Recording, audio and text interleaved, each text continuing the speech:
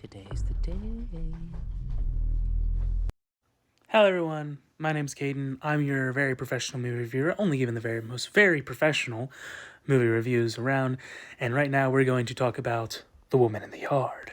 So The Woman in the Yard is a horror film that is basically about a family that is kind of in the middle of nowhere on a farm, and a woman shows up in the yard draped in black. And it's pretty creepy. This is a movie that, and when I do reviews, I try to keep it as spoiler free as I possibly can, and that's what I'm gonna do here. Obviously, I gotta give a little bit, but Woman in the Yard is a tale of two movies. The first movie is an extremely creepy, it's a tale of two halves in a way where it's super creepy for the first about 45 to 50 minutes. It's creepy, it's spooky, it's extremely well done. The cinematography in this thing is probably the best of the year so far, that I've seen personally. I absolutely adored it. The way that the camera moves, and how like there's specific use of the Dutch angle. Everything's like slanted. Like there's some shots in this thing that are almost horizontal. It's extremely unique, and it creates this uneasy feeling around the whole thing, and it's perfectly paired with the sound effects and the score. The score uses a lot of sound, not just with the music, but it uses a lot of sound, like almost creaking and crawling, like chittering sound effects in the musical score that creates just like this visceral feeling of fear. And it's not particularly scary, but it builds a creepy atmosphere, and I loved it. And then the last half hour happens, and it builds this atmosphere and this creepy, and it finally gets to the point where it's probably going to get genuinely terrifying, and it hits the climax, and it just falls flat on its face and struggles to find an ending. Because that first 45 to 50 minutes, because of how well it was done, and it's extremely well acted too. Danielle Deadwyler does a great job. The kids do a great job. It, the woman in the yard is creepy, right? It's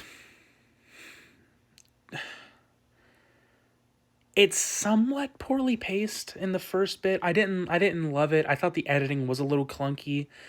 The some of the dialogue was a bit off, but I was able to look it over because there's so much good going on around it, and they don't really waste much time in the movie getting right into the action with the woman and the showing up in the yard. And about probably only like 10 minutes into the movie, we get it, and it starts. And I liked that about it because I thought it was going to take, because when it started, I thought it was going to take forever to build, but no, it basically it is, you're put in the position of the characters. It just happens. She shows up. She's in the yard, and now we have to deal with it, and what the terrifying things that come from this. And it's that great, like very good to great 45 minutes that keeps this as a decent film and not a mediocre at best, because those little problems crept in too much, and it lost itself for about the last half hour, and it ended on a dud. Because it has that Return of the King syndrome where you feel like it's about to end and you're like, oh, that's a cool ending, and then it keeps going and you're like, ah, that's less cool. Oh, but that's cool. Oh, it's still going. And you find yourself watching this movie, and it tries to do something and have a good message and an interesting idea and theming, and it goes about it in the most half-baked possible way. And that's not saying you can't do it, because there are other horror films that explore similar ideas to The Woman in the Yard, but they do it 10 times better because they go all the way. Woman in the Yard tries to meet you halfway there and barely even does that. It doesn't even really do that, so therefore it just falls flat on its face with the ending. Again, it's so hard to go about without talking about spoilers, which I'm not going to do. I'm going to give you these vague hints, I guess. But man, when they give a little more plot toward the end, and it doesn't work.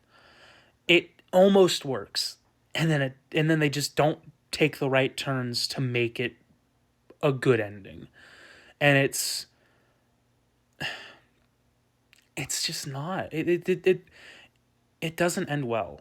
It's the last 30 minutes aren't scary.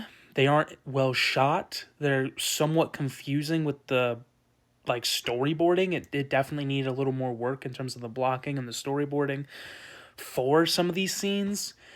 And then eventually it kind of just falls into this carousel of less like worse and worse endings till it finally ends on the most annoying note possible. And sadly, it took what genuinely was a very good movie in the first 45, 50 minutes to just a fine movie, just barely above the average. So again, if you are going to see this, you're going to love the first 45 minutes. If you're a horror fan, this is a great 45 minutes. Super experimental shots, super experimental cinematography. The sound design is great. It's just this creepy feeling that just maintains through the first almost two acts, and then about the end of the second act falls apart. And it's such a sad fall apart because this was genuinely building up to be a really good horror movie, but sadly falls flat on its face. I'm giving The Woman in the Yard a 4 out of 7. I hope you guys, if you are going to go see it, tell me in the comments how you liked it, or if you have already seen it, tell me in the comments how you liked it. And I hope you all enjoy your day. Goodbye. Peace, love, and happiness.